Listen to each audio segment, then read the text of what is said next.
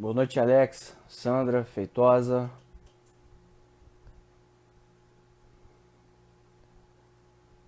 João, Fabi.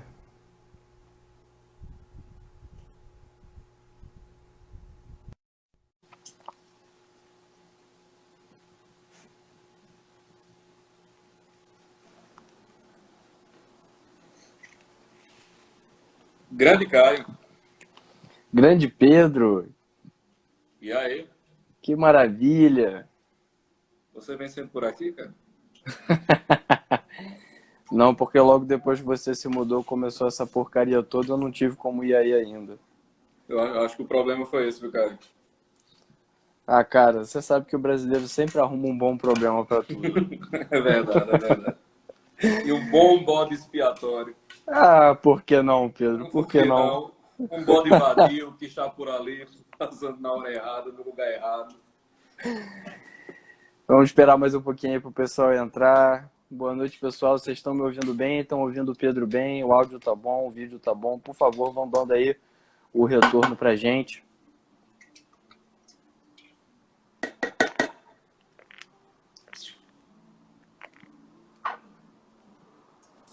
E aí, seu Caio? Conte as novidades.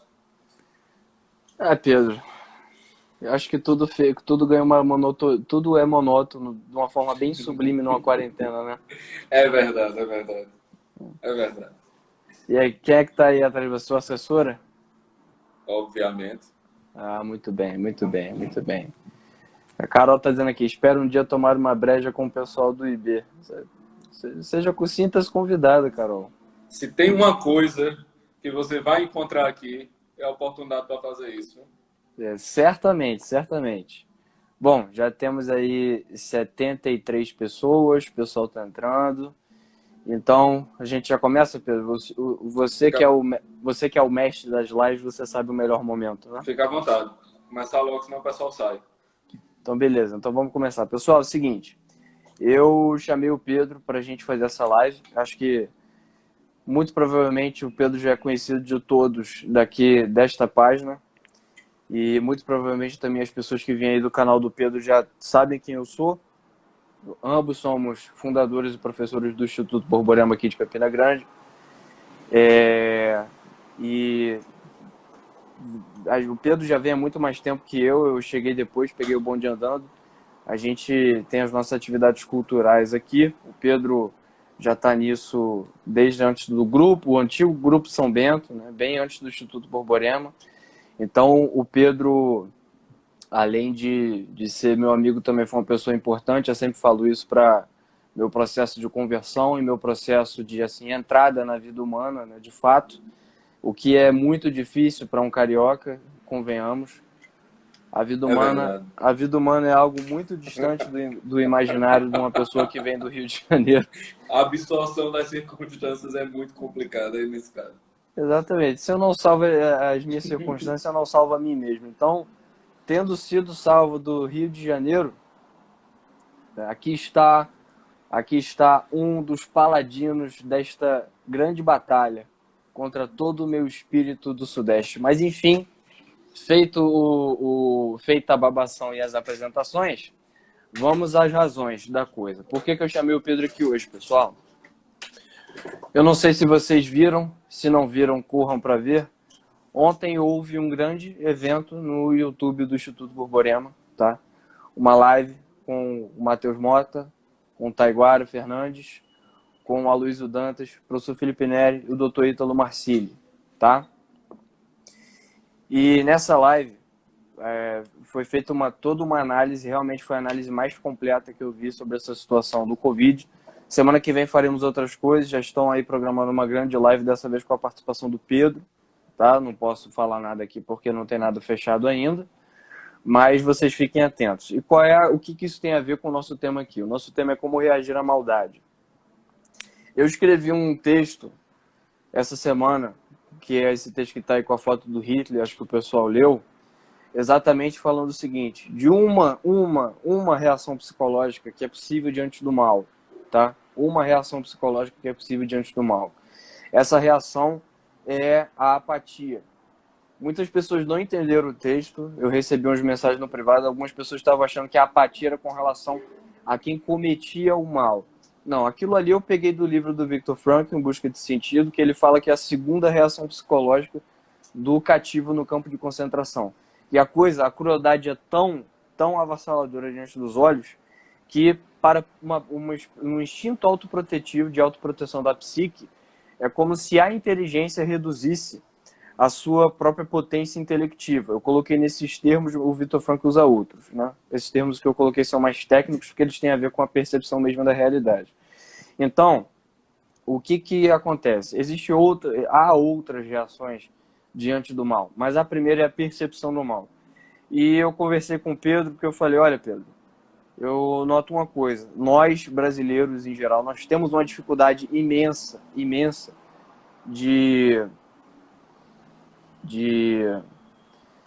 nós temos uma dificuldade imensa de reagir à maldade por um problema primário, que é um problema de percepção. Porque a primeira reação à maldade é perceber a maldade. Você olha a maldade e depois você reage. Até quando a gente olha no Evangelho, Nosso Senhor está, em várias situações, ele está diante do mal. Mas ele nunca tem uma mesma reação. A reação ela depende do mal como ele se apresenta. Então, o primeiro passo para você saber a reação é essa percepção. Nosso Senhor vê lá o covil de ladrões no templo. Ele vê ali o pessoal com as suas vendinhas, ele vai, toma o chicote e sai quebrando tudo. Ao mesmo tempo, ele é tentado no deserto e ele responde às tentações com as escrituras. Ele responde através da fala. Então, você vê, você tem um mal ao qual se reage com uma atitude enérgica de violência, no bom sentido do termo. Você tem o mal sendo praticado e há uma reação verbal. E em todo o passo da cruz, toda via crucis, Nosso Senhor reage ao mal como? Quieto, manso como um cordeiro. Então, não existe uma tabelinha de como você reagir, mas existe uma coisa que sempre tem que ocorrer. O mal ele tem que ser entendido, ele tem que ser captado enquanto maldade. E isso é um ato da inteligência. Eu não vou ficar falando muito aqui sobre o que é inteligência, porque vocês vão ver muito isso quando a gente lançar a formação. O Pedro também é um dos professores da formação da gente. Mas a inteligência, ela faz a seguinte, ela opera da seguinte maneira. Ela vê algo e diz o que é. Quid est? A inteligência, ela olha para o livro e diz, isso é um livro. A inteligência, ela olha para a impressora e diz, isso é uma impressora. Esse é o que a gente chama o ato de inteligir. E a nossa orientação no mundo depende da inteligência na medida em que ela dá uma forma, ela apreende a forma sensível, a forma física das coisas, e a gente dá um nome. Então a gente consegue se referir às coisas assim, através da inteligência. Tá? E diante do mal, então a inteligência ela tem que ser capaz de perceber, olhar para uma coisa e dizer, quid est, o que é? É mal, é maldade. É maldade. E aí, eu noto que o brasileiro tem uma dificuldade muito grande de perceber a maldade, e vocês vão entender porque que eu comecei essa live falando da live da análise do Covid lá do Instituto Borborema, porque o seguinte, o brasileiro, quando a gente olha, por exemplo, para a literatura brasileira, nós vemos que até a maldade praticada pelos personagens, de forma geral, na literatura brasileira, não é exatamente uma maldade magnânima. Vou colocar esse magnânimo aqui com aspas para que eu não seja confundido. Mas é uma maldade meio imbecil. É a maldade do personagem que finge ter uma profissão que ele não tem, como o homem que sabia javanês lá do Lima Barreto. É a maldade do sujeito que ele dilui a sua personalidade nas funções sociais. É a maldade do sujeito que ele mente para poder ganhar dinheiro. Caio, é o cara que é tão medíocre que não consegue sequer ser bom e ser mal. Exatamente. A mesma incapacidade que ele apresenta para uma bondade heróica é a que ele apresenta para uma maldade de fato, assim, viril. Coloquemos nesses termos, uma maldade de fato mefistotélica. Uma maldade diabólica mesmo. A gente sempre fica nessas miudezas. Então, da mesma forma que a gente tem um problema de imaginário para a bondade, a gente fala muito, precisamos dos exemplos dos santos, para copiá-los, etc., para entender o que é um santo. A gente entende o que é um herói, depois a gente entende o que é um santo, a gente entende o que é Deus, tal. Ok, isso é verdade, sim. Mas, se partimos do pressuposto para dizer isso, que nós temos um imaginário completamente medíocre, então essa mediocridade ela também se aplica para a vilania. Nós não conseguimos ver um vilão de fato e dizer que aquilo é uma vilania.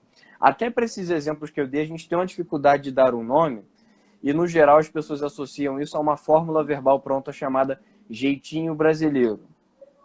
E eu até publiquei, fiz umas modificações nesse texto aí com a foto do Hitler e publiquei lá no Censo um outro texto que eu falo exatamente. O jeitinho brasileiro, veja, até a forma verbal dessa coisa que a gente chama de jeitinho, olha, o diminutivo, esse diminutivo, ele abre tantas portas para uma condescendência risonha, ele abre tantas portas para a gente poder proclamar isso como se isso fosse uma marca cultural digna e que absolve e justifica de antemão todas as nossas vicissitudes. Então parece que é um salvo-conduto para que a gente cometa essas mesmas mediocridades que os personagens machadianos, do Lima Barreto, do Nelson Rodrigues, todos eles cometem. Até no Nelson Rodrigues as pessoas cometem atos assim mais hediondos, as motivações são sempre imbecis. Então você veja, por exemplo, um paralelo. O problema do espelho, que eu sei que os alunos do Pedro já são bem íntimos aí do Espelho de Machado de Assis, e o pessoal aqui do Instituto que tem formação literária com a gente também, tá? O espelho, o sujeito, ele fica numa postura autocontemplativa diante do espelho, porque ele é o alferes. Então é o mesmo problema da diluição da personalidade humana na persona social. O sujeito é alguém na medida em que ele desenvolve um papel social com uma relevância mínima, o que seja um encanto aos olhos dos outros. Então você veja, ali você tem esse sujeito que, sendo alferes, ele age dessa forma imbecil. Agora, quando a gente vê uma peça como Otelo, de Shakespeare, qual é todo o problema do Iago com Otelo? O Otelo é um general, ele coloca um outro sujeito, acho que é Cássio o nome, para um posto militar mais alto, e mantém o Iago como alferes. Daí toda essa inveja que o Iago sente do Cássio deflagra todo um processo diabólico de insídia, de mentira, de maldade, para que o sujeito destrua o Otelo como forma de vingança. Então você veja, numa peça de Shakespeare, a gente tem uma maldade aí sendo praticada com um certo rigor mefistotélico que não tem como a gente fechar os olhos e não captar isso como maldade. No caso do Machado de Assis, essa mediocridade, essa mornidão espiritual, ela é má em si mesma. Mas é muito difícil para a gente chamar isso de uma coisa má, porque nós nos acostumamos a isso, como eu disse, nesse eufemismo diminutivo babaca que a gente chama de jeitinho brasileiro. Então, o que acontece? A gente já tem um problema natural de imaginário, de perceber a maldade, entender o que é a maldade, olhar para a maldade e dizer isso é mal. Isso é mal. E aí o que acontece? A gente também já acaba se acostumando com as coisas más que a gente vê o dia todo. Eu, quando escrevi aquele texto lá e falei da apatia, eu lembrei de uma situação, Pedro, que eu estava na casa do meu tio, meu famoso tio do Gambá, e essa história é muito boa, cara. Essa história é muito boa. Você já contou aí, Caio, nas vezes, pra alguém? Não, nunca contei. Depois, cara, essa história é maravilhosa, cara. É muito boa. Um dia eu posso contar. Tem que lançar um curso só para contar essa história. Então eu estava com a minha prima, uma das minhas primas, e vendo o noticiário, foi a notícia de um policial que foi morto a tiros, subindo o morro, e depois o colega dele conseguiu escapar, mas os traficantes foram atrás do cara, rastrearam o cara, mataram o cara no ponto de ônibus. O cara deixou 2 filhos, entendeu? Então, assim, uma situação triste. E aí eu lembro da minha prima, ela comendo, tomando café, olhou assim para a televisão, depois continuou comendo normal e começou a falar sobre a faculdade. Aí eu falei, cara, que situação horrível. Ela fez, todo dia é isso na televisão. eu não lembro exatamente os termos que ela utilizou, ela diz, todo dia é isso na televisão. A gente infelizmente já se acostumou. Eu vejo e isso não me diz mais nada. Isso é muito sério. Isso é extremamente sério. Que a pessoa segue a vida, aprende a seguir a vida como se isso fosse uma coisa normal. É claro que a vilania e a maldade são elementos normais depois do pecado original da vida humana neste mundo. É claro. No entanto, o próprio Cristo, como eu falei, embora ele permita que essas coisas aconteçam, ele também capta e reage. O próprio Cristo que é o modelo perfeito do homem. Então, o que acontece? A gente está numa situação agora, nesse momento, que quando você... Veja bem, pessoal, não estou batendo o martelo aqui de nada. Eu quero só que vocês façam o exercício imaginativo. É muito possível, pelo que a gente está vendo, que toda essa situação relativa ao coronavírus seja uma grande farsa com fins políticos globais e aqui locais, nacionais para o Brasil. É muito possível isso. É muito possível que nós estejamos diante de pessoas que levantam a autoridade científica para fins que não são científicos, para justificar mentiras que têm finalidades políticas muito específicas. A primeira reação das pessoas é a seguinte: não pode ser verdade. Ou seja, elas não acreditam que esse nível de maldade é possível de acontecer. Eu não estou dizendo aqui, pessoal, que isso está acontecendo. Eu quero que você faça o exercício imaginativo. A pergunta é a seguinte: é tão impossível assim que isso esteja acontecendo? Ao mero contato com o fato, o mero fato apresentado à sua inteligência, faz com que você recuse ele como possibilidade. Qual é o motivo disso? Qual é a justificativa razoável para isso ser impossível? Qual é a justificativa razoável para isso ser impossível? Então é óbvio que nós estamos diante de um problema, primeiro, de inteligência. As pessoas não têm mais capacidade de inteligir o mal diante dos olhos. Tá? E por isso que eu até finalizei lá com o texto com a imagem do lobo e do cordeiro. Porque imagina o lobo que vai atrás do cordeiro.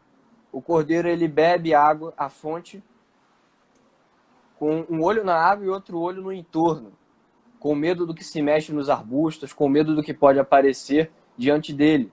Ele tem que estar pronto, porque o lobo certamente é muito mais fácil para o lobo pegar o cordeiro do que o cordeiro fugir. Então o cordeiro ele tem que estar com a inteligência atenta para que ele se antecipe à maldade do lobo.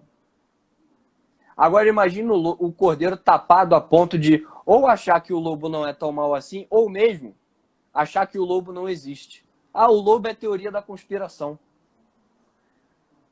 Esse cordeiro, ele não está exercendo a virtude da mansidão do Cristo, o cordeiro que foi manso para o abate. Não. Esse cordeiro é um imbecil. Esse cordeiro não está na realidade. Esse cordeiro não entende os riscos que o cercam. Então esse é o primeiro problema, o problema de inteligência.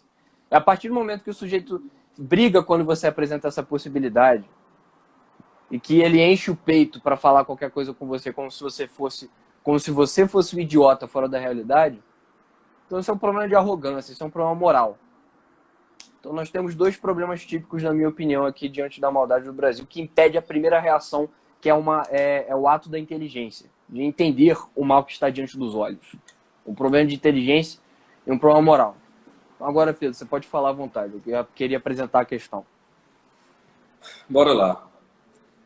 Você usou um termo aí mefistófilico, né? Digamos assim.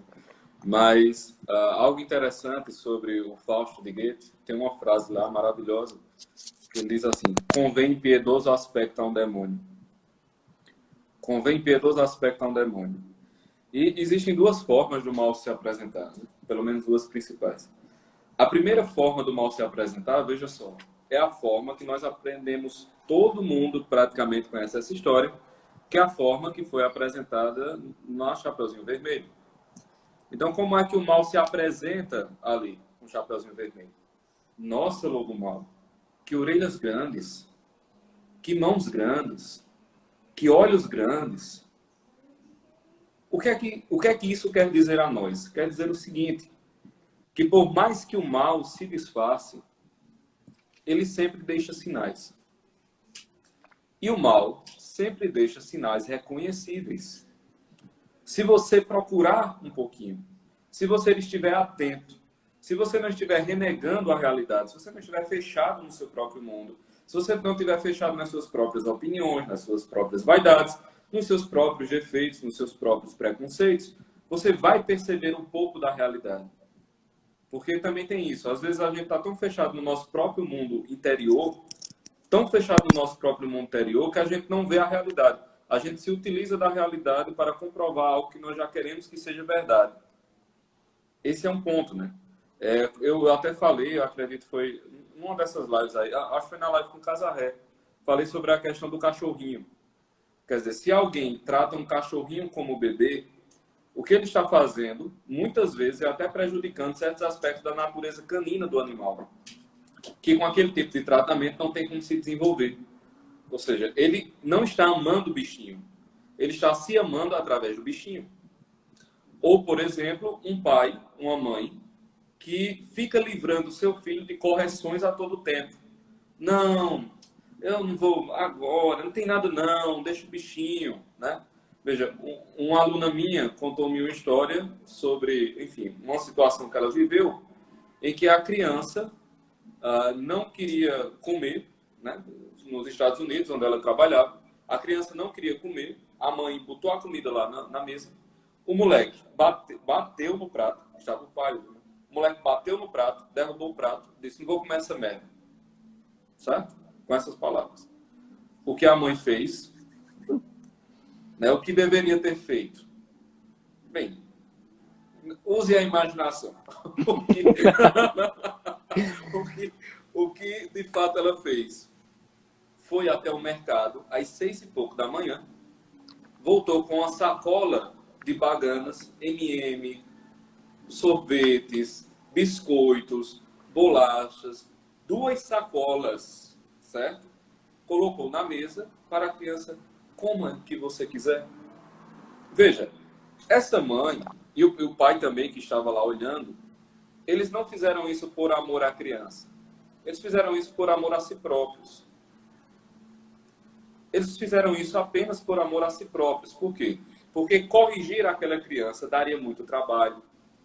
Ela iria ficar chateada com eles. Ela iria ficar sem falar com eles por 2, 3 dias. Eles não iriam aguentar aquela rejeição. Eles iriam ficar com o coração apertadinho, porque aquele menino de 8 anos de idade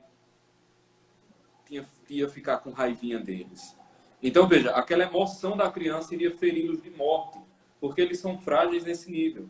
Então, assim, para que eles não fossem feridos em sua própria fragilidade, então eles faziam aquele tipo de coisa a título de amor. Quando o amor nunca foi, nem nunca vai ser amor. Porque é o seguinte, amar é desejar o bem. Ora, se para desejar o bem, você precisa que o outro, o objeto do seu amor, passe por determinada privação, que para ele vai ser um incômodo, mas na verdade vai ser um bem, então você vai estar amando. Né? O povo diz, Deus não castiga. Olha, se Deus não castiga é porque ele não ama. Se Deus não castigar, ele não ama, meu querido. Porque um bom pai, ele castiga o filho. Isso não se confunde com sadismo. Um bom pai não é sádico. Um bom pai não se alegra na dor. Mas um bom pai castiga na medida do necessário. Não é? Não é a expressão, não é que ele serra para derrubar, ele poda para florescer. Assim, são níveis diferentes da coisa, são intenções distintas, são modalidades distintas, que geram resultados diferentes também. Então, se um pai fica corrigindo um filho por sadismo, ele não vai gerar uma psicologia saudável. Ele não vai gerar uma pessoa estável, uma pessoa equilibrada. Porque dentro daquela correção, sempre vai estar aquela semente putrefata ali do mal. Sempre vai estar ali. Então, assim, a pessoa pode até tornar-se uma pessoa boa, apesar daquilo. Apesar daquilo. Mas não por conta daquilo. Diretamente. Então, Aquela mãe, aquele pai não estavam amando a criança, eles estavam se amando através da criança. Pois bem, traga isso para o início da conversa. O que é que pode acontecer? A gente não enxerga a realidade para ver a realidade, ver o que está acontecendo, enxergar a verdade. Não. A gente fica pegando partes da realidade para que ela justifique e comprove aquilo que a gente já quer que seja verdade no nosso mundo interior. No livro do Julius Paiô tem uma citação que ele faz de um sujeito, cujo nome agora me foge, que ele diz assim, o sujeito, né? O que nós chamamos de amor à verdade, na maioria das vezes, significa querer que aquilo que já amamos seja verdade, do que propriamente adequar o nosso amor ao que vemos como verdade. Exatamente. Quer dizer, quem ama a verdade, ele deseja loucamente ser vítima da verdade. É ser vencido pela verdade. Esse é o verdadeiro desejo, né? Então, se a gente olha a realidade com menos amor a nós e mais amor, no final das contas é a palavra, né? Porque a realidade é a criação do verbo criador, né? Então, quanto mais a gente enxerga a realidade, enxerga menos aos nossos próprios desejos e sentimentos, a gente vai perceber o mal. E a história de Chapeuzinho Vermelho nos mostra exatamente isso. Ou seja, por mais que o mal esteja encoberto, se você perceber, você vai ver, cara, que mãos grandes, que orelha estranha, que dentes diferentes, que som esquisito da voz. E o mal vai sempre dizer, não, meu filho, é para lhe ouvir melhor. É para o seu bem, é para lhe ver melhor. Essas mãos são para lhe tocar melhor. Veja o negócio. Assim, é cegar a realidade e mergulhar dentro da psique do cara para que ele fique preso naquilo. Então, ela está me amando. É verdade, ela quer me tocar melhor. Ela quer me olhar melhor. Mas, na verdade, não é nada disso. Ou seja, Emily Martins está perguntando qual é o nome do livro. Se for esse, é Chapeuzinho Vermelho. Mas eu acho que era o que você falou, cara, de Paiô. A educação da vontade. A educação da vontade, exatamente. Então, assim, o mal, ele está se revelando. Se você parar para olhar, você irá encontrar. Uma outra forma da revelação do mal, que tem por objetivo também nos ofuscar, é quando ele se revela abertamente, de maneira tão absurda, que o cara diz, não, deixa de brincadeira. Não tem condição de ser verdade. Não tem condição de ser verdade. Ou seja, é assim, a força do absurdo. A força do absurdo lhe move a desconfiança. A força do absurdo lhe move a incredulidade. Como é que a gente mata essas duas coisas? A gente mata com um negócio chamado expansão do imaginário. Por quê? Veja, só do que eu estou dizendo agora, se você perceber que essas duas coisas existem, então, quando você for confrontado com uma situação muito absurda, você vai dizer, não, pode ser que seja mal. Está muito absurdo. Mas o mal se revela também no absurdo. A pessoa pode até não dizer com essas palavras, com essas minúcias, mas ele vai perceber, fala, meu amigo, esse negócio está tão assim, tão impossível, que é capaz de ser verdade. Veja, quantas situações da nossa vida não são dessa maneira. A coisa é tão claramente absurda que a pessoa se retrai. Mas, lembre, alguma questão na sua vida aí, você que está aí, tem 180, 170 pessoas assistindo. Alguma passagem da sua vida em que, se você tivesse, naquela época, pensado assim, não, isso é impossível ter acontecido, mas talvez tenha. Está muito absurdo, mas talvez tenha acontecido. Cara, talvez alguns anos de problemas tivessem sido poupados.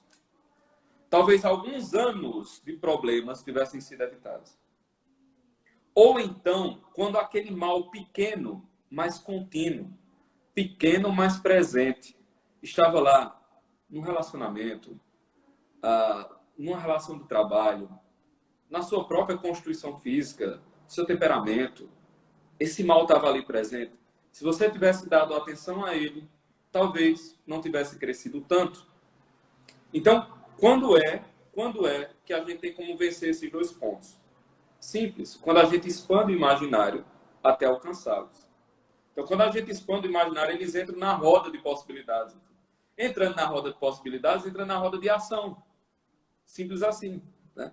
Eu conheci, Caio, alguém...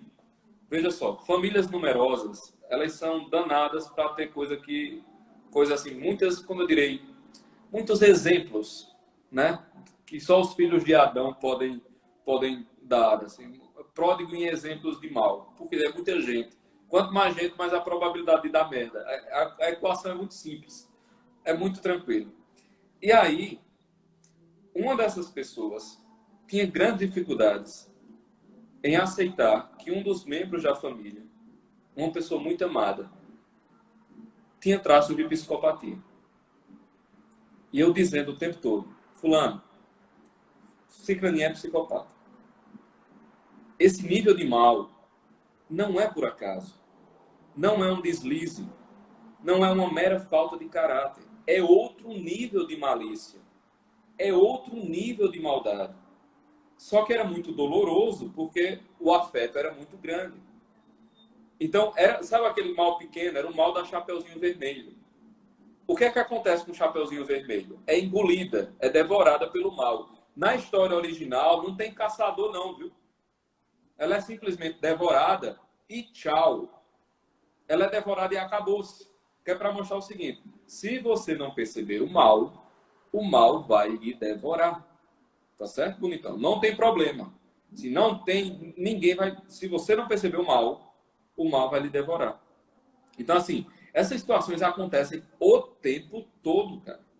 E aqui, como você falou, enquanto nação, nós temos um sério problema. Por quê? Porque nós temos uma tendência muito grande, o brasileiro, uma tendência muito grande de não levar as coisas muito a sério. Então, existe uma tendência de não levar a sério nas palavras. Quer dizer, a pessoa lhe ofende e se você for reclamar, ela acha que não ofendeu.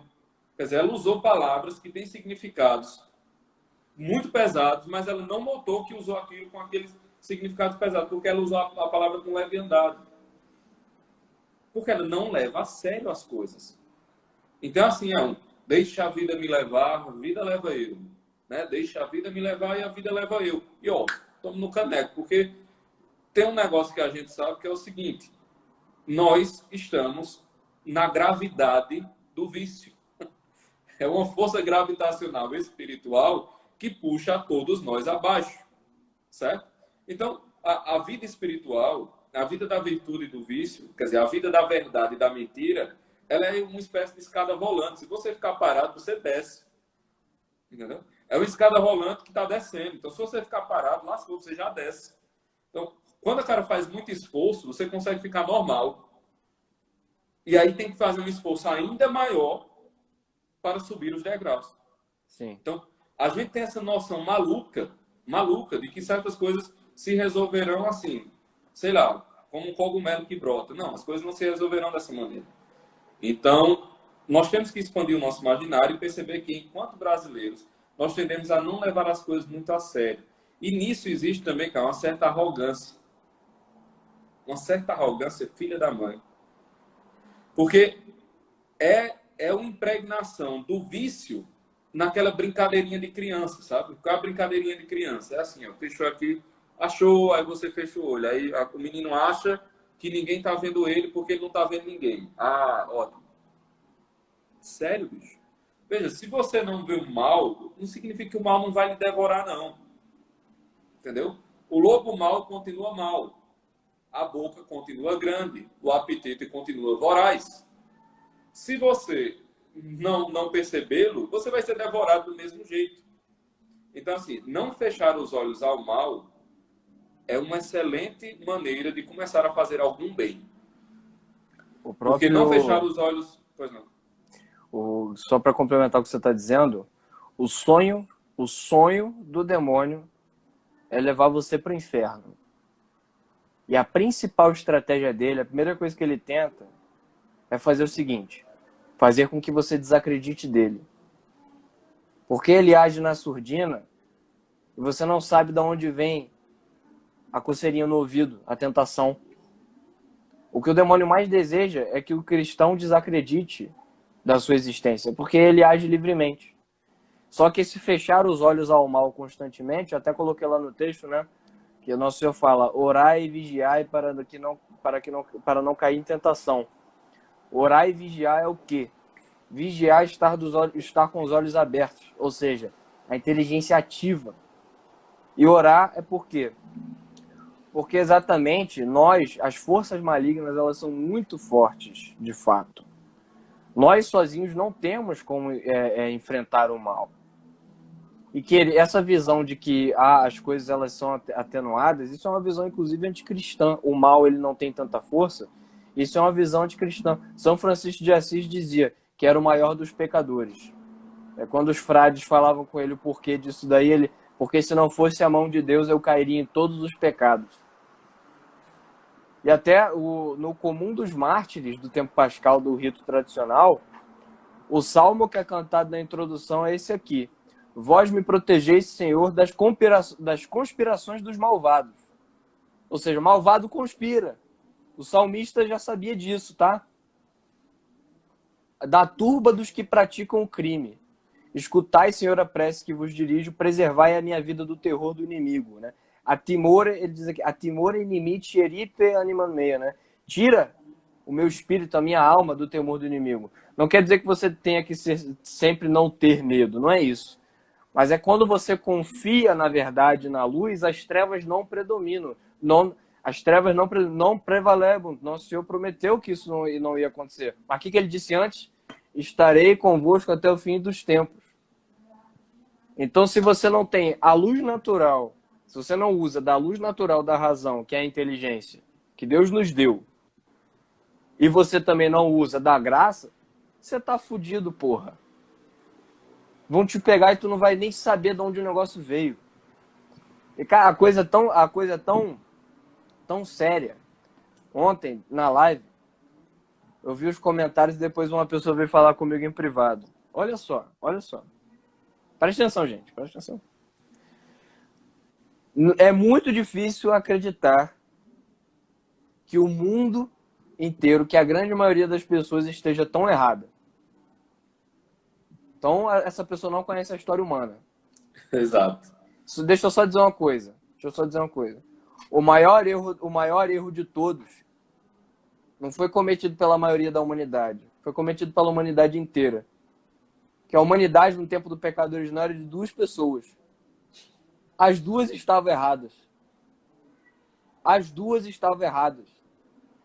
Toda essa porcaria que acontece hoje. Hoje a gente só precisa fazer uma live para falar de maldade. Porque a humanidade inteira esteve errada. Quando crucificaram Nosso Senhor? Era uma minoria que estava errada ou era a maioria? Não foi uma pessoa que gritou Barrabás, foi a turba. Exato.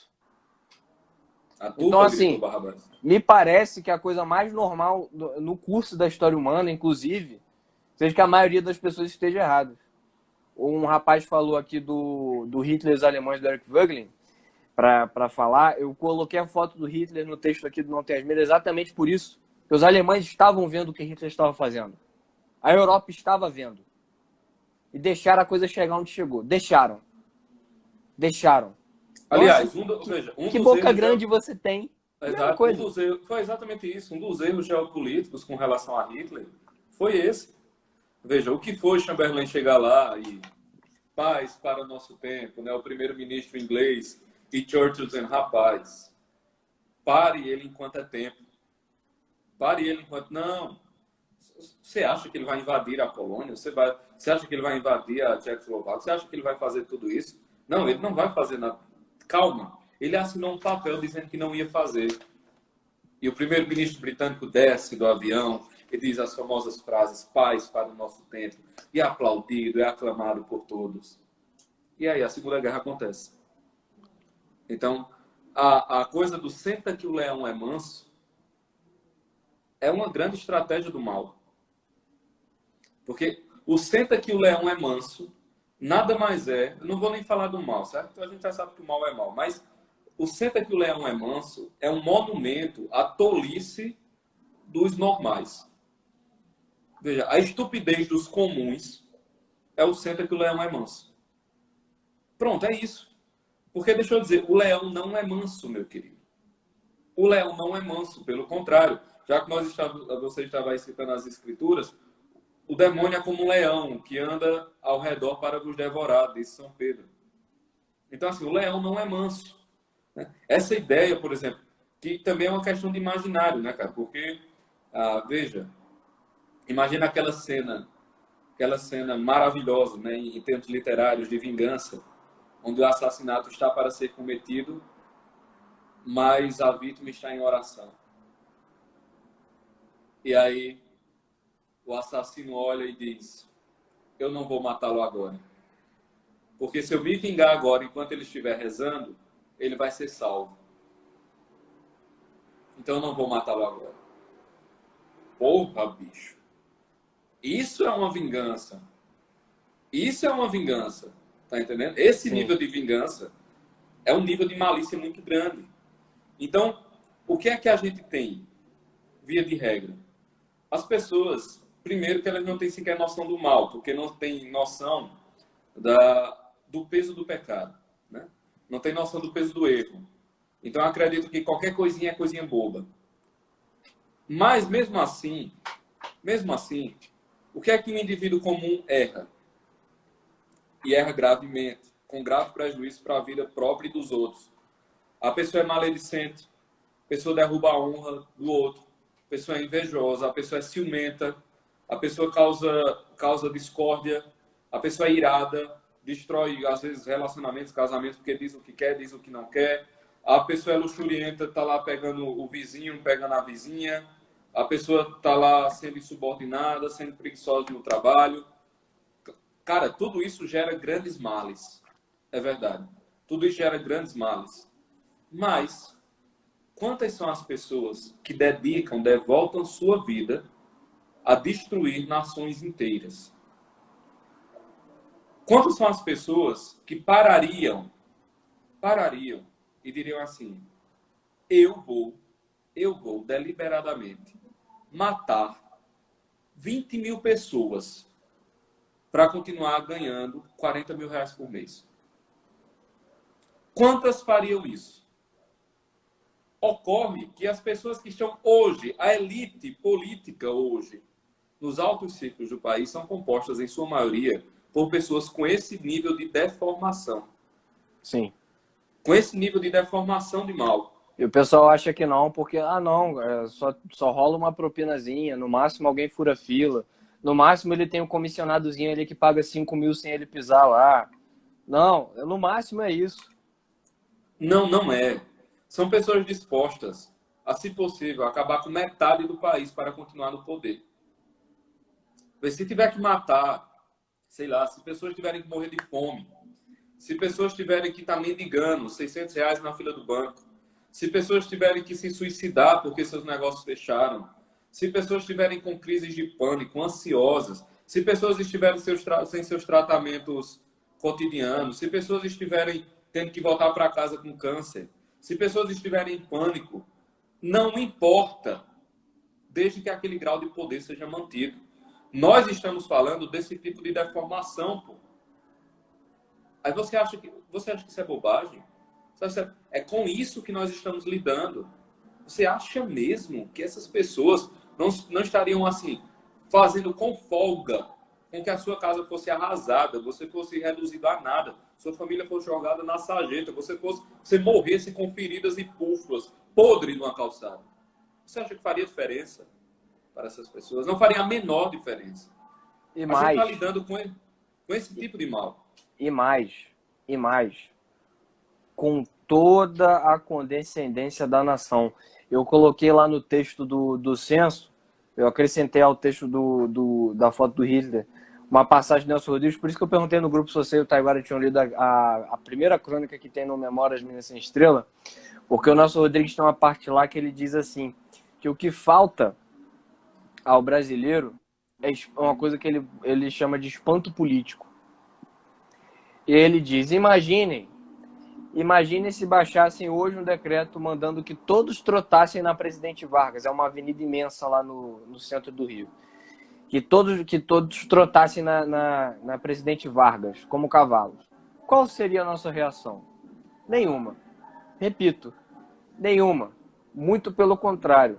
Trataríamos logo de espichar as nossas orelhas, ferrar as solas dos nossos sapatos e colocarmos de quatro a avenida com um dragão de Pedro Américo montado em nós. E seria lindo toda uma nação a soltar relinchos e escoicear em todas as direções. Cara, sai um decreto, todo mundo tem que usar máscara. Eu já vi gente no Instagram fazendo a seguinte coisa. Gente, olha só, eu peguei na @fulano de tal essa máscara aqui de tecido lindíssima, que eu e o fulaninho de tal, aí tem uma foto dela com o namorado e tal, fomos com essa máscara em tal lugar. Porra, tem uma porrada de gente que eu vejo na rua usando máscara para combinar com roupa e tal. Um dos porteiros aqui do prédio, eu desci, ele tava com uma máscara assim meio que de gangster, sabe? Cheio de umas paradas meio malucas. Aí eu falei, qual é, fulano? E essa máscara é ele? Foi minha mãe que fez pra mim e tal. Você tá entendendo?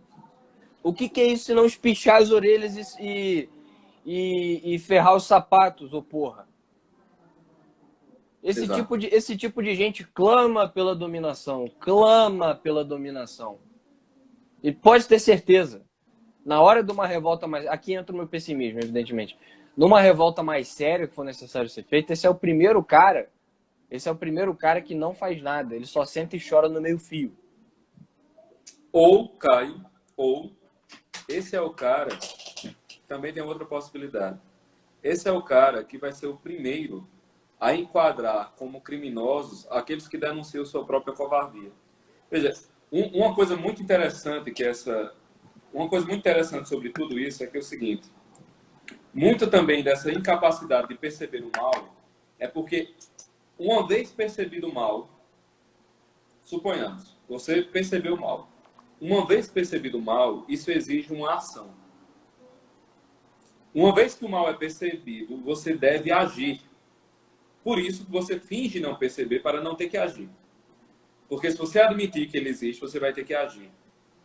Ora, uma pessoa que ela age diante do mal que você fingiu não ver, é uma pessoa que está diretamente denunciando a sua covardia.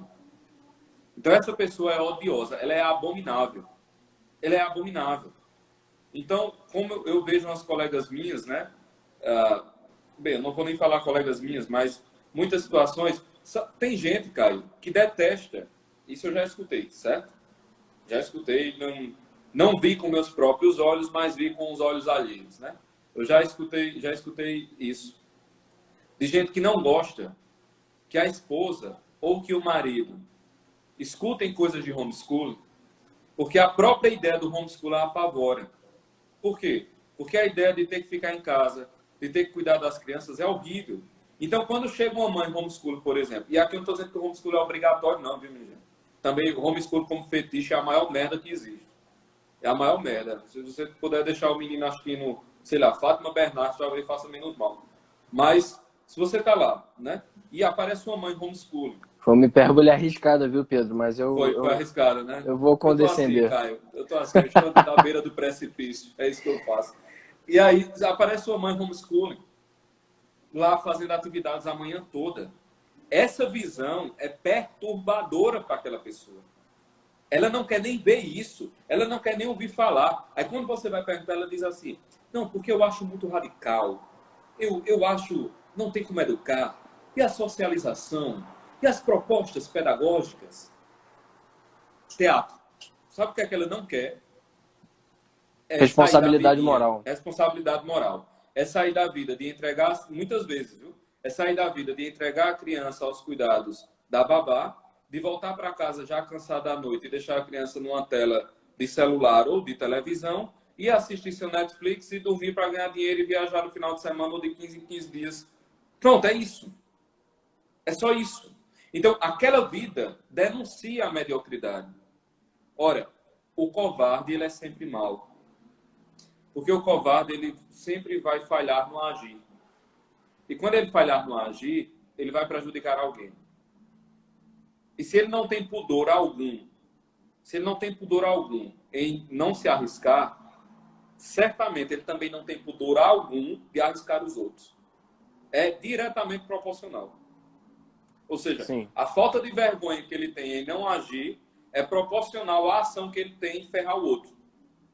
É claro, veja, a balança vai ter que se equilibrar. A balança vai ter que se equilibrar de alguma maneira. Então, quanto mais covarde, mais mal.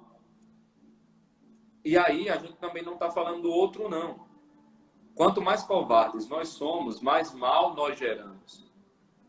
Sim. E aí, nós também temos uma outra questão relacionada à prudência, porque a ação, ela pode se dar como a ação de Nosso Senhor diante de Herodes, que foi o silêncio, e a ação de Nosso Senhor diante de Pilatos, que foi falar. Veja, não houve diante de Herodes covardia. Houve prudência. Houve justiça. Justiça é dar a cada um o que é seu. Herodes não merecia palavra. Herodes não merecia palavra. Ele não merecia nada. Ele só merecia aquele silêncio. Foi exatamente o que ele teve. Mas não foi um silêncio brotado da covardia do Nosso Senhor. Foi um silêncio brotado da sabedoria em vista à promoção de um bem. Ou seja, aquele ato de silêncio foi um ato de misericórdia. Sim. Assim como com Pilatos, há todo um desenrolar, há toda uma conversa. Tu dizes que eu sou rei. Eu vim para dar testemunho da verdade. O meu reino não é deste mundo, porque se fosse desse mundo, os meus servos já teriam vindo me livrar. Quem me entregou a ti tem pecado maior. Tu não terias poder algum sobre mim se não tivesse sido dado do alto. Há conversas, há diálogos se desenrolando. Ou seja, naquele caso, a ação diante do mal foi falar. Em outros casos, a ação diante do mal foi física. Foi pegar os vendilhões lá. A Escritura diz que Nosso Senhor teceu um chicote de couro. Não foi um chicote, não foi uma ação. Pegou lá e sabe? Não, não foi isso não. A coisa estava acontecendo enquanto Cristo, em toda a sua solenidade divina, como homem perfeito, estava tricotando o seu chicote de couro. Calmamente. Até que a ação se desenrolou. Então, assim, diante do mal, sempre será requisitado de nós uma ação. E a nossa covardia só aumentará o mal fora e fará crescer um abismo de mal dentro.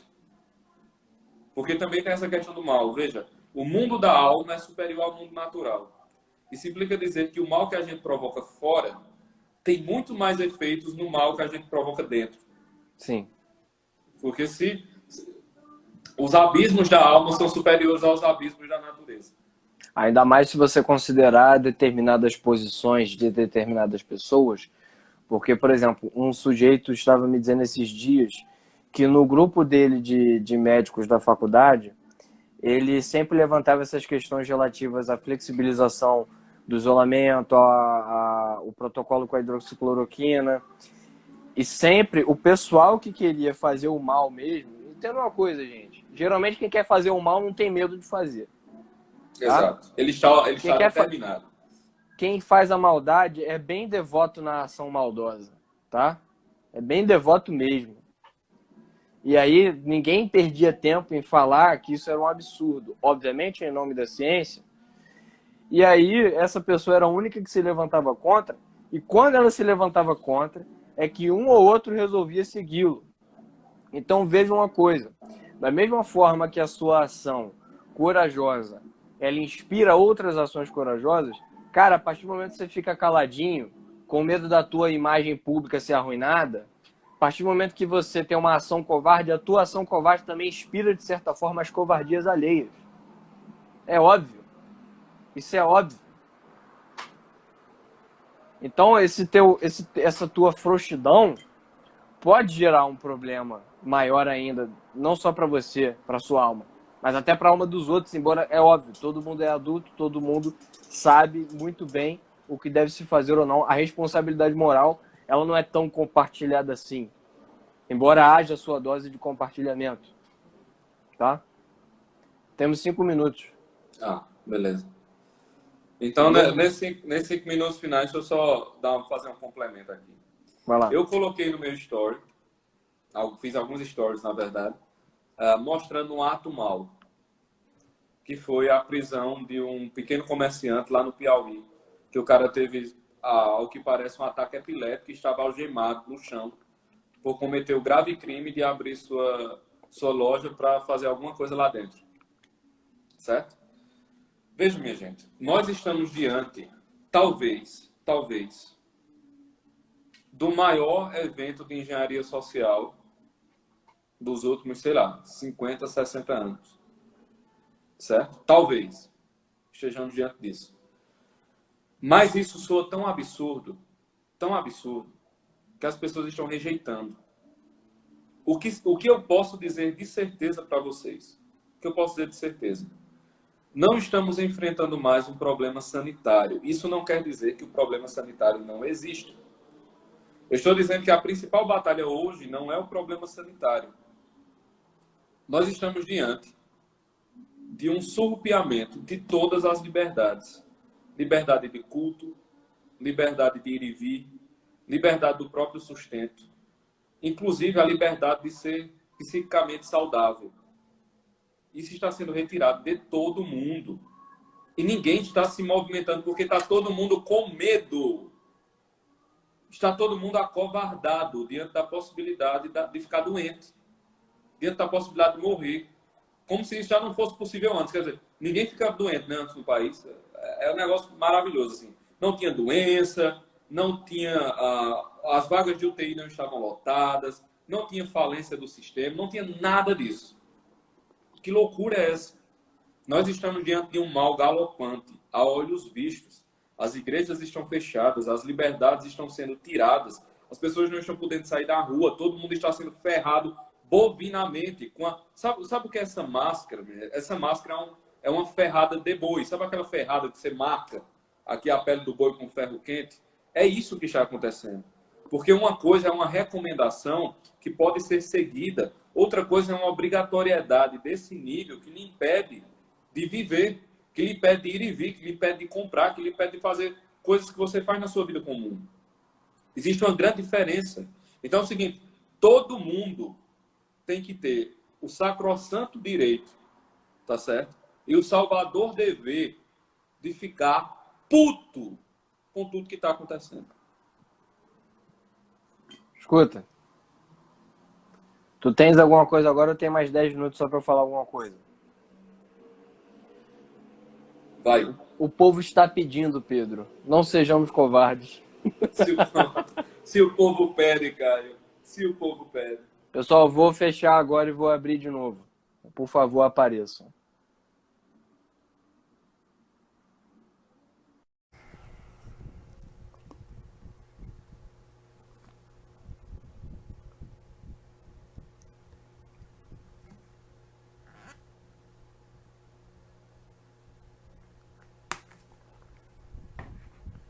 Bora!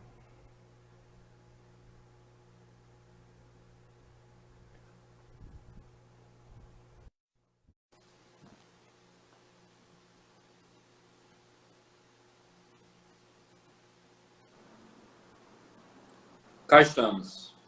Continua, Pedro. Você tem o direito, você tem o dever de ficar puto. Você está conclamando a putice nacional, Pedro. Exatamente, exatamente. Veja, a ira, ela é justa.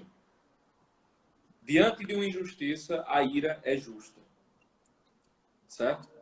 Não se deve ter medo dessa ira, de modo algum. Pelo contrário, essa ira é salvífica. Essa ira tem efeito salvador, porque é uma ira que se movimenta ao restabelecimento do que é justo. Pô, só que estão matando... Vocês não estão vendo, não. Que mataram em todo mundo o espírito de justa ira. Mataram o espírito de justa ira com a linguagem. Veja, se você fala mal, por exemplo, porque qualquer coisa que se diga de mal de uma criatura pútrida como Rodrigo Maia, assim, é justo. É justo. Qualquer coisa que se xingue Rodrigo Maia é justo. Não tem nem o que dizer. Já está na justiça aí. Certo? Então, assim, quando você fala alguma coisa contra Rodrigo Maia, o que é que a imprensa diria? O que é que os meios iluminados diriam? Você está... Não foi uma crítica, foi um ataque à democracia. Pedro, jogue suas pedras, ele jogará as flores. Eu dei a resposta que eu copio de Alan dos Santos. Né? É a única resposta possível. Né? Convém ao demônio aspecto muito piedoso, minha gente. Exato. Exatamente. Então, assim, essa modulação da linguagem já é feita para minar a possibilidade de justa revolta. Estão tirando das pessoas a possibilidade de justa revolta. Aqui eu vou dar mais um passo. Sabe o vídeo do comerciante que foi brutalmente mesmo? Veja, certamente eu ou Caio não somos pessoas conhecidas por nossa característica fofa. Então, assim, se eu digo que o negócio foi brutal, foi assim, uma violência desnecessária. Claramente desnecessária. Então, o cara lá que foi brutalmente algemado, estava se debatendo na calçada, passando mal. Sabe por que isso aconteceu? Porque só tinha 2 pessoas armadas lá naquela calçada, eram os 2 policiais. Eu duvido e faço pouco se tivesse ali 10 pessoas, as pessoas estivessem filmando ali, implorando para o policial tirar a algema de um homem epilético, aparentemente. Se tivesse 10 pessoas ali, cada uma tirasse a arma e apontasse para os 2 policiais e dissesse: meu amigo, é o seguinte, ninguém quer machucar vocês não, mas tira essa algema, senão vocês vão sair com uma bala na perna. Vocês acham que o policial vai lá fechar comércio na favela? Vai porra nenhuma. Porque tá tudo com medo. Você acha que Witzel fica cantando de galo na favela? Você acha que Dória entra num subúrbio paulista, entra numa favela paulista e fica fazendo aquelas dancinhas macabras? Certo? Eu sabia, cara. Você tem uma obsessão com a dança do Dória. Cuidado com essa obsessão. Eu estou obsessivo, cara. Eu confesso. Rapaz, você acha mesmo? Claro que não. Então, veja, só a possibilidade remota de reação ter sido tirada já foi um enfraquecimento psicológico. Agora com a linguagem, agora com a mãe ciência, a técnica, a OMS falou, é como se Deus, com sua voz, como ribombar de muitas águas, tivesse falado do céu para todo mundo. Então, assim, a deusa ciência está lá falando e todos têm que obedecer. E quando você não obedece, as pessoas já lhe olham feio.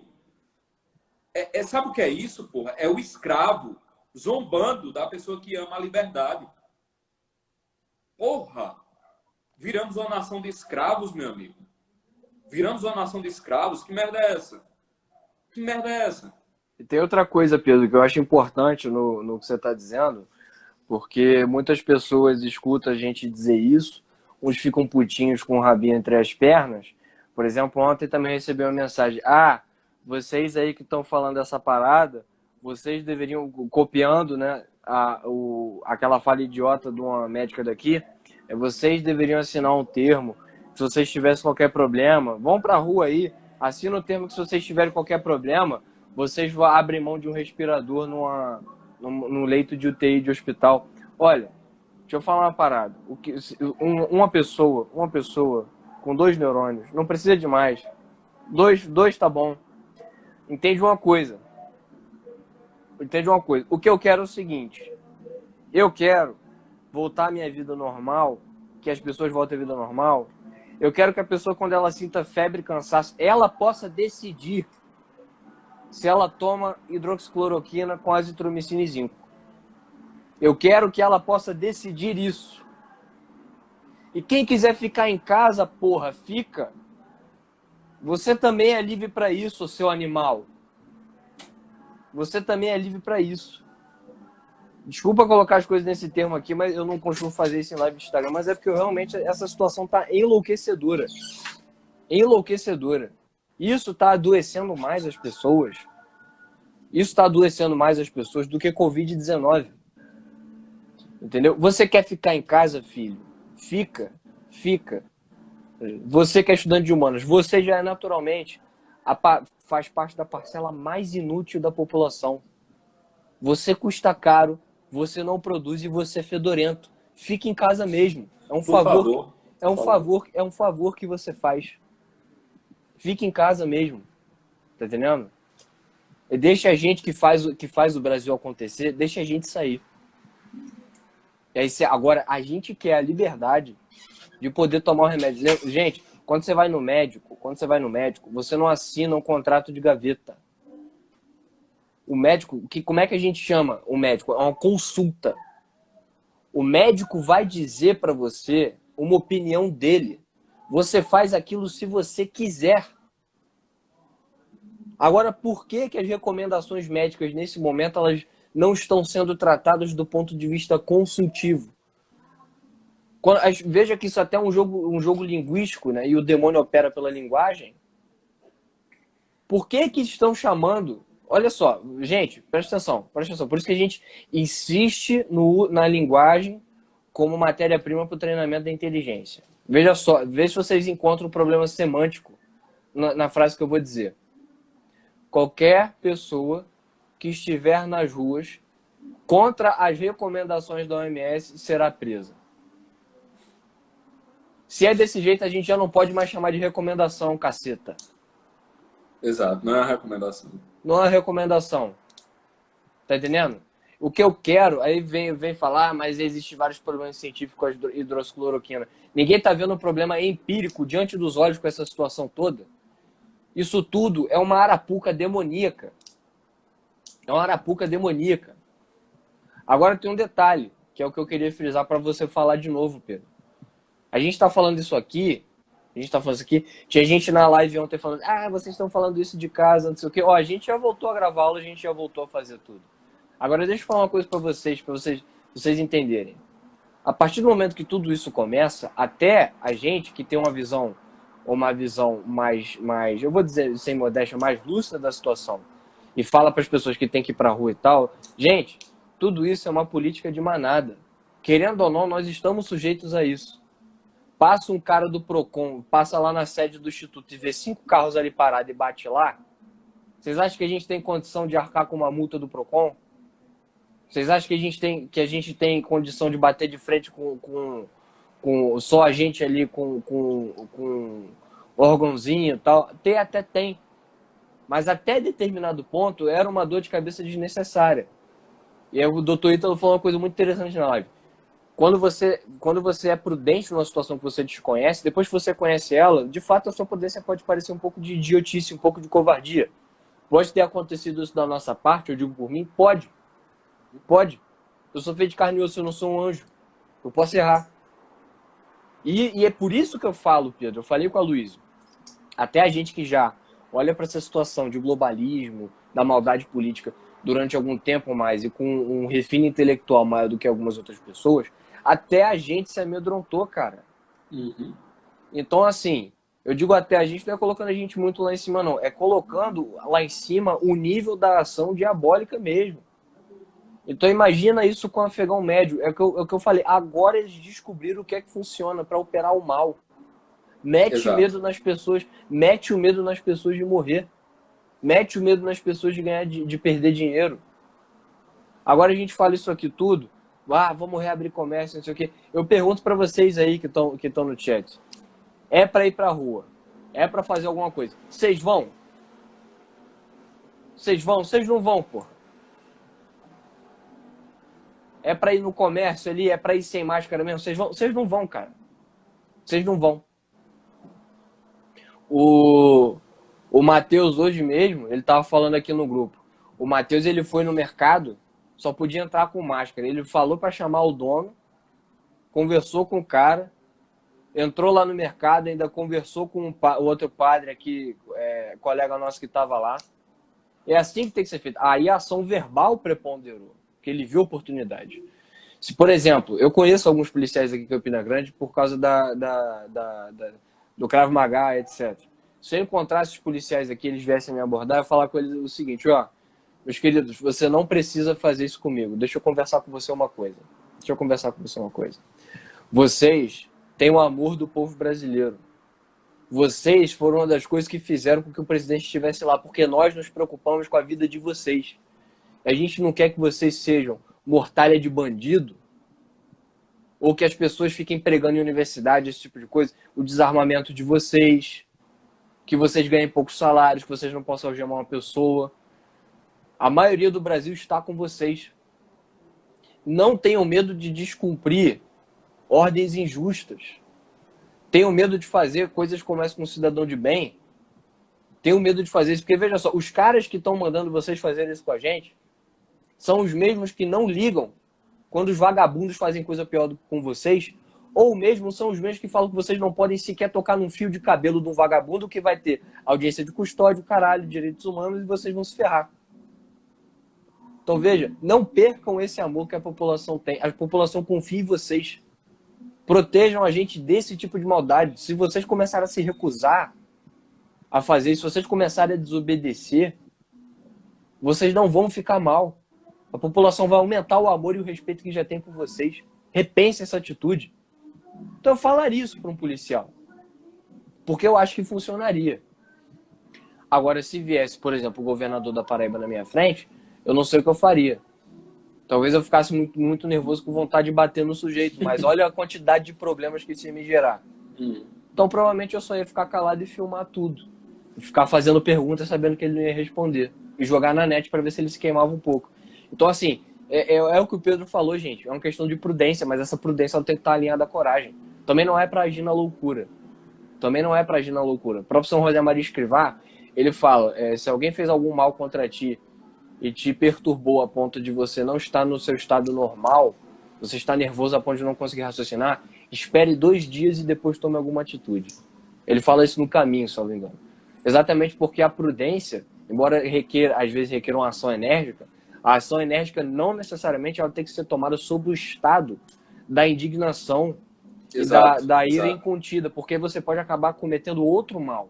Mas o ponto é o seguinte, as pessoas estão falando aqui, estão concordando com a gente. Cara, eu quero saber, na hora de ir pro negócio, quero saber quem vai. O Taiguara está complementando aqui, dizendo a prudência é uma das virtudes, mas a fortaleza e a temperança são outras. O pessoal tem que se lembrar disso. Exatamente, não é para fazer as coisas na loucura. Ninguém aqui está fazendo nada na loucura. Aquela live de ontem não foi na loucura. Vocês acham que a gente simplesmente mandou mensagem... mandando mensagem, não foi na loucura, mandando mensagem no Zap, olha lá os stories do Doc, o Doc tá puto, vamos botar ele aqui porque ele tá puto. Não, é claro que não. O pessoal não faz ideia, né, cara? Mas a gente passa o dia quase todo trocando informações sobre o que está acontecendo. O que está acontecendo no mundo, matérias, estudos, alguém... Então, assim, e outra coisa, dentro do Instituto, a gente tem pessoas que entendem muito linguagem, a gente tem um matemático, um estatístico, a gente tem pessoas que entendem muito de política, ou seja, todo mundo está ali analisando a situação. Então, acreditem. Eu só quero dizer uma coisa aqui para deixar bem claro. Se, quando nós agirmos, não tenham dúvida, ninguém vai estar fazendo do nada, ninguém vai estar fazendo sem saber onde quer chegar, e ninguém vai estar fazendo as coisas numa loucura desenfreada. Então, por exemplo, quando a gente está falando aqui dessa live sobre o mal e usando o exemplo do corona, não é porque a gente acordou hoje e fez, eita, eu vou falar do corona. Não, porque essas coisas que nós estamos falando, linguagem, imaginário, questões morais, virtude, a própria situação social, né, que nós estamos vivendo, veja, tudo isso já faz parte do nosso centro de interesse. Tudo isso é algo a que nós dedicamos tempo, nós sacrificamos horas de estudo, nós sacrificamos preocupações, tudo com relação a isso. Então, se você está assim, com o coração na mão, no melhor sentido, né? Você está todo inteiro num determinado assunto, num determinado momento, e você age com toda prudência, no melhor sentido da palavra, né? Com toda prudência, com todo cuidado, então você vai agir bem. É prudência e cuidado, não é prudência e sofisticação. Não é prudência e sofisticação. Sofisticação é o cacete. Prudência e cuidado. Assim, ninguém aqui está fazendo nada do bolo, nem está conclamando a que se faça as coisas do bolo. Por quê? Porque, via de regra, quando se está fazendo as coisas na loucura, não se está fazendo as coisas movido pela justiça contra o mal. Via de regra, se está fazendo movido por uma paixão igualmente baixa. Então, assim, sabe aquela coisa, quando nós estávamos no fundamental e no ensino médio, dos dois vetores juntos? Então, sim, um vetor soma no outro. É exatamente isso. Então, você vai tentar, olha que maravilha, tentar eliminar o mal do mundo com o mal de dentro. Vai dar certinho, pô. Vai fechar, vai ser maravilhoso. Pô, é claro que não vai dar certo. E para quem fala que a gente está dizendo isso aqui do alto Olimpo intelectual, deixa eu falar uma coisa. Primeira coisa, pessoal. quando você tem vocação intelectual, eu não estou dizendo que quando você é intelectual público, esse tipo de coisa, porque nós somos intelectuais em formação. É Né? informação. Se eu dissesse ficar assim, não, mas nós não temos nada a ver com essa coisinha intelectual, intelectual é professor Olavo, isso é vaidade. Nós temos vocação intelectual e acho que isso é claro para vocês. Olha, deixa eu falar uma coisa. O intelectual, ele tem uma tentação imensa de achar que pela sua vocação, ele pode fechar-se em seus trabalhos e ficar de fora do mundo. Então, primeiro, nós já temos um motivo muito razoável. É o sonho, né? Nós já temos um motivo muito razoável para pensar o seguinte: isso aí não tem nada a ver com a gente. Vamos gravar as aulas da nossa formação e vamos ficar calados. Nada disso. E outra coisa, eu lembro uma vez, quando o Benê Barbosa veio para cá, ele conversando com a gente, ele disse uma coisa muito, muito legal, que eu guardei para mim, foi no início todo do meu processo de descoberta intelectual, cristã, etc. Que ele falou: gente, olha só, o pessoal fala que eu falo isso daqui de armamento, etc., porque eu simplesmente acho uma coisa legal, é simplesmente uma bandeira aleatória da minha vida. Eu sou casado, eu tenho 3 filhos, agora ele tem 4, né, porque ele tinha 3. Eu tenho 3 filhos.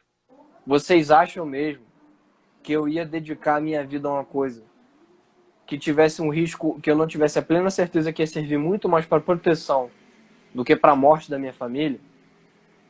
Então veja bem, pessoal, eu estou falando isso aqui para vocês de coronavírus, de viver a vida. Aqui dentro da minha casa, eu tenho uma mulher grávida de 8 meses que tem asma crônica. Eu já levei essa criatura para o hospital algumas vezes com falta de ar. É uma coisa terrível. Uma coisa terrível, tá?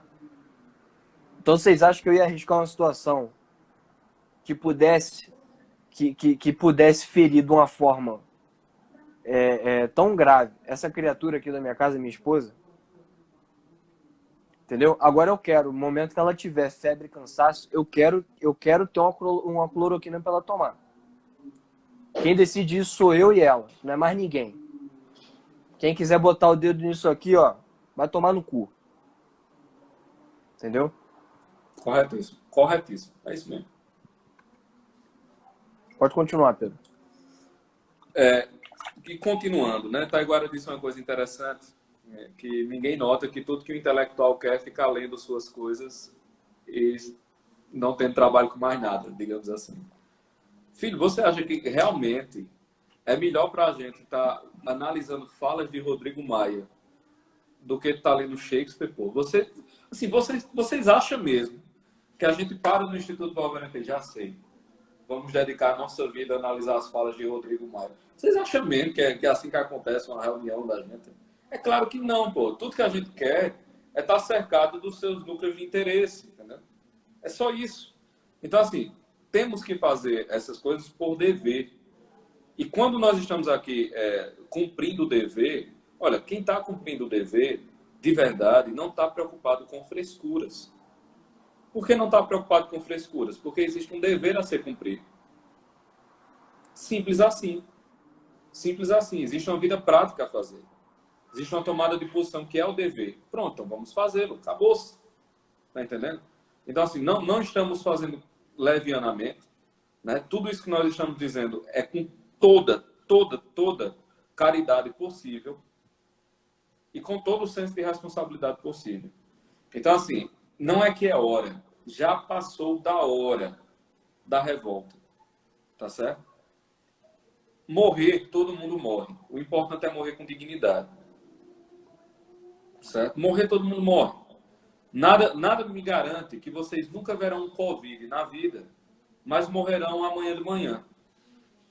Nada garante que eu jamais terei uma gripe, mas vou tropeçar na escada. Então, assim, a fragilidade humana, ela pelo amor de Deus, não deveria ser surpresa a ninguém. Assim, um ser humano estar surpreso com a própria fragilidade é como um peixe estar surpreso por estar molhado. Que loucura é essa, pô? Não faz o menor sentido. Exatamente. Para você ter uma ideia, aqui eu estava falando da missa dos mártires, a leitura da epístola na verdade, é do livro da sabedoria, que ele fala exatamente que depois, aqueles que praticaram o mal, quando estiverem diante dos justos, quando eu digo depois é na próxima vida, esses vão ver os justos passar para o lado de Deus e vão dizer, então esse é aquele que eu zombei.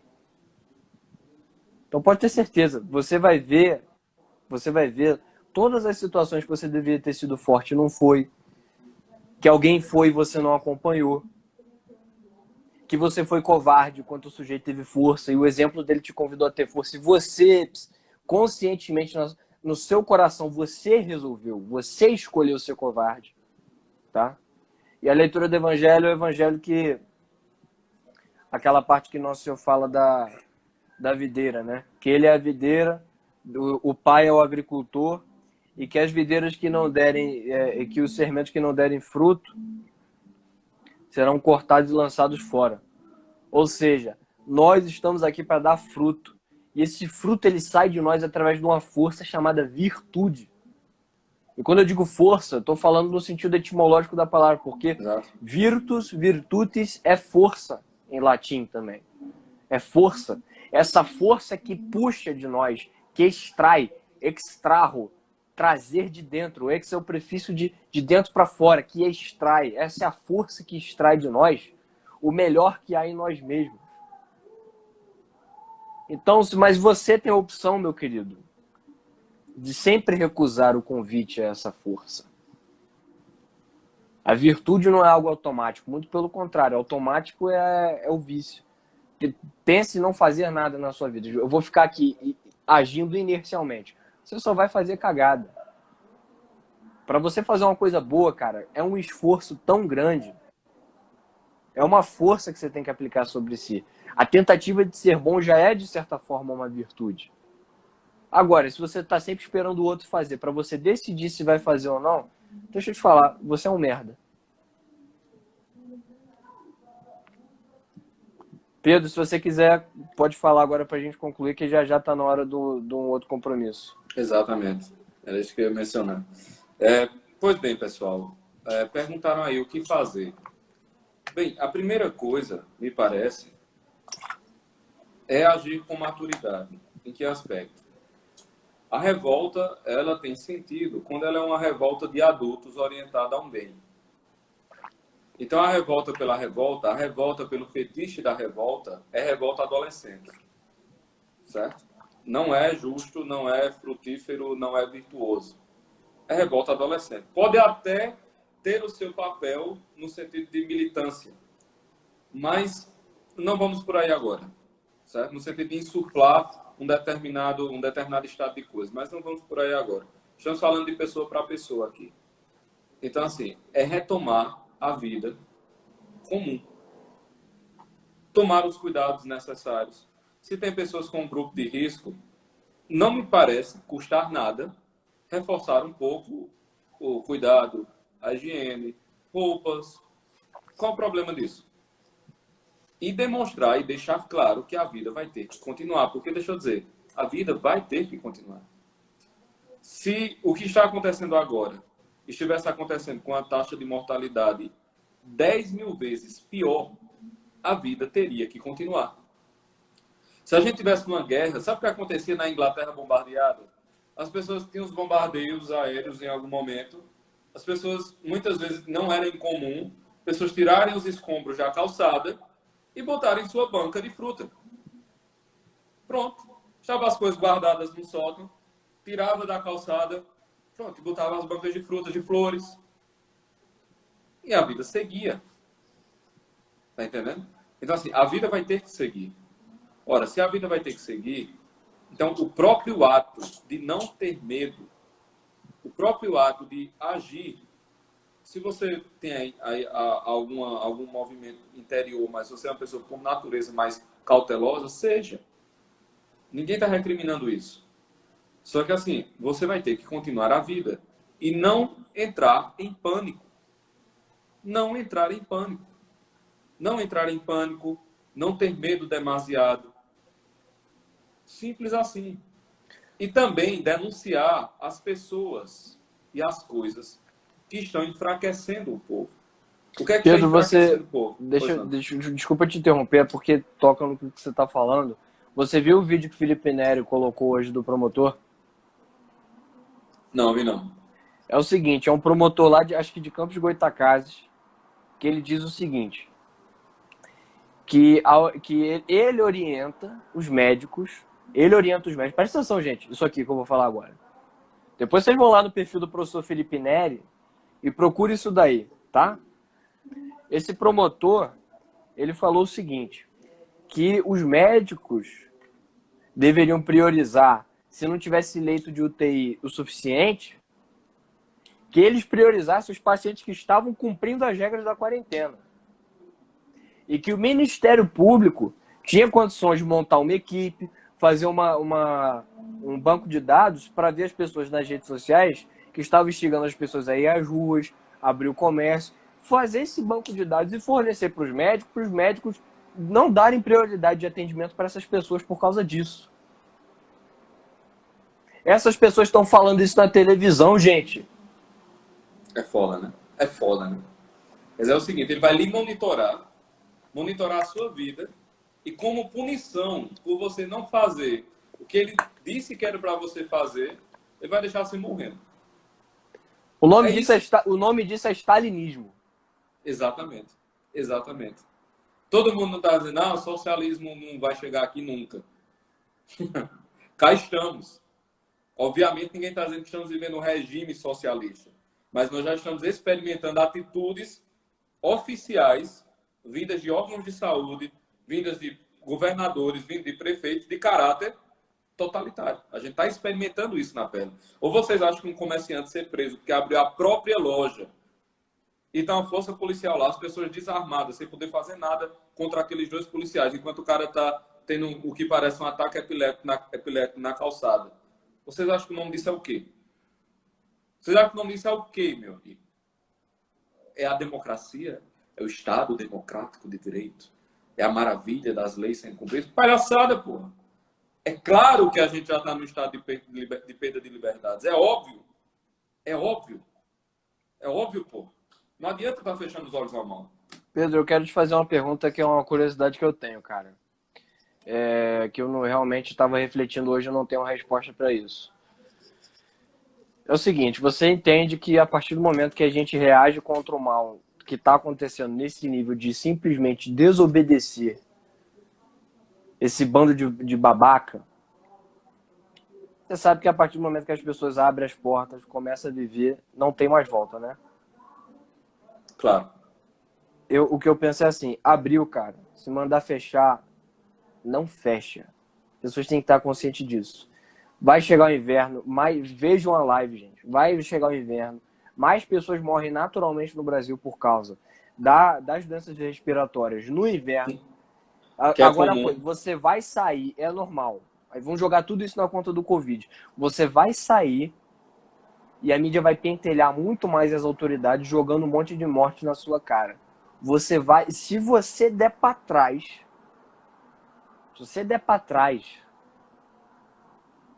já era. Aí realmente a liberdade morreu. Exato. Não, é porque todo mundo diz assim, cara, não, eu sou uma pessoa muito boa, né? Eu não mato, eu não roubo. Vamos fazer um teste se você é bom mesmo. Vamos fazer um teste se a gente é bom mesmo. Vamos abrir as coisas. Vamos ter coragem de abrir as coisas. Eles vão fazer o quê? Eles vão prender todo mundo, né? Eles vão prender 500 comerciantes, é isso que eles vão fazer? Eles vão prender 1.500 pessoas que estão na rua, é isso que eles vão fazer? É claro que eles não vão fazer. A hora de ser bom é agora. Não, eu não mato, eu não roubo, parabéns. Mas você suporta a humilhação pública? A gente vai ficar de pé diante da humilhação pública?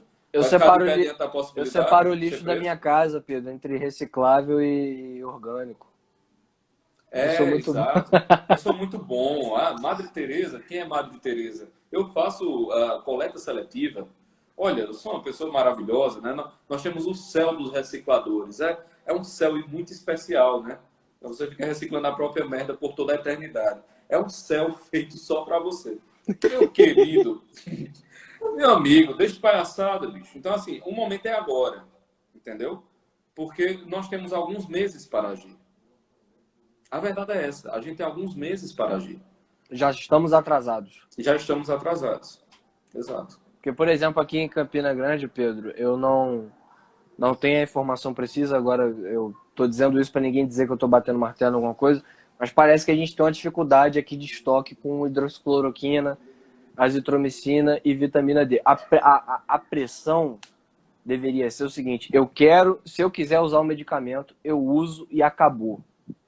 Eu uso e acabou. E eu quero. O meu direito à saúde pública que eu exijo é o seguinte: ter o medicamento aqui à disposição se eu precisar dele. Eu até pago. É R$100 o tratamento, mais ou menos. R$100, gente. O Witzel está comprando o leito de UTI a R$600 mil.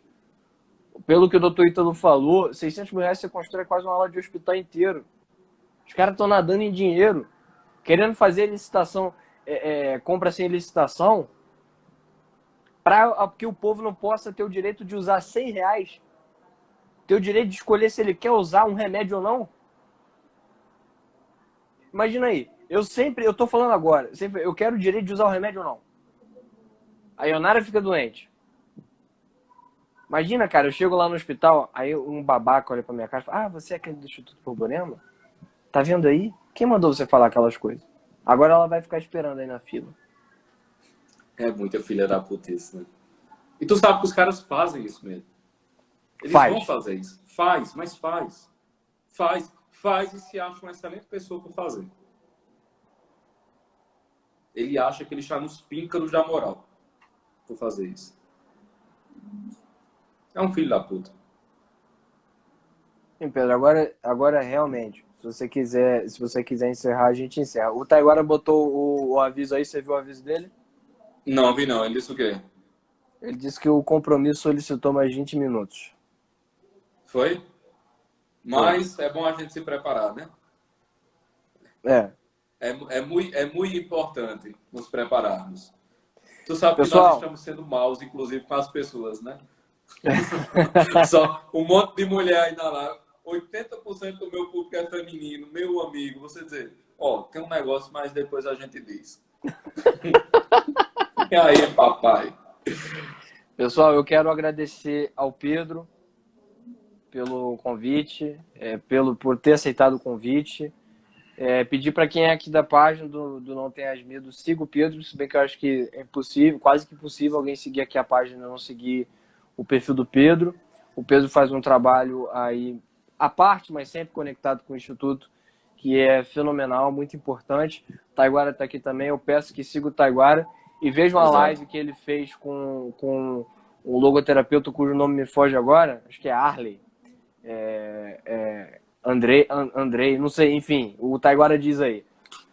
Fez agora, antes dessa live aqui sobre aborto, eu tive que parar de ver para vir aqui, mas muito boa, por favor, vejam lá. Essa live vai ficar salva, depois a gente vai botar lá no YouTube. E é isso, gente. Tu vai subir no teu canal, Caio, essa live? Vou, mas se você quiser, depois você pede lá pro Pedro e sobe no teu também. Pronto, beleza. Tá? O recado foi dado, vigiar e orar, prudência, reconhecer o mal em primeiro lugar. Depois que você reconhece, faz os cálculos e vê qual é a ação mais devida. Tá? Agir na doideira também não dá. Tinha uma pessoa que tá falando aí, eu fico falando pra minha mãe que é tudo fingimento, mas ela não acredita no meu filho. Se você chegar pra sua mãe e falar, mãe, isso é tudo mentira. É óbvio que ela vai pensar que você é maluco. Tá faltando uma sabedoria, faltou um discernimento aí. Exatamente. Então eu peço aí o pessoal do Pedro que está aqui que também siga o Não Tenhas Medo, acompanhe aí os textos, dá uma olhada, por favor. E é isso, Pedro, mais uma vez, obrigado. Vamos aí nos preparar para o nosso compromisso. E fiquem atentos, pessoal, fiquem atentos à formação básica do Instituto que vai sair. A gente já voltou a gravar. Tem um curso do Pedro lá, tá? Curso que vai ser excelente, inclusive, não só para quem quer ser intelectual, nada disso, mas para todas as pessoas que querem estudar e dar uma chance de que o estudo amplie seu horizonte de consciência e consiga te dar uma maior integração aí no mundo, para a gente não reagir feito babaca, feito boboca, feito tapado numa situação dessa e ficar como o cordeiro descrente do lobo. Então é isso, muito obrigado. Pedro, por favor. Aí. Pessoal, até a próxima. Sigam aí o Não Tenhas Medo, leiam aí os excelentes textos que tem lá no Não Tenhas Medo. Corram o dedo no feed, tem muita coisa lá boa para se ler. Porque às vezes você fica só na loucura das primeiras postagens, das últimas postagens, né? Termina esquecendo que tem muito texto interessante lá atrás. Então, dê uma olhadinha. Se alguém não me seguir ainda, me siga. E é isso. Mande essa live, ó. Importantíssimo. Todo mundo presta atenção aqui. Tirem um print dessa live. Tirem um print dessa live, tá certo? Marquem o Não Tenhas Medo. Me marquem e espalhem. Isso é muito importante. Beleza? Então, tirem um print, marca. A gente vai repostar o que vocês pintarem. Faça um pequeno comentário, mande para as pessoas. Enfim, faça com que isso tenha alcance. Beleza? E, no mais, ficamos por aqui. Até a próxima. E é isso. Valeu. Valeu, pessoal. Até mais. Obrigado.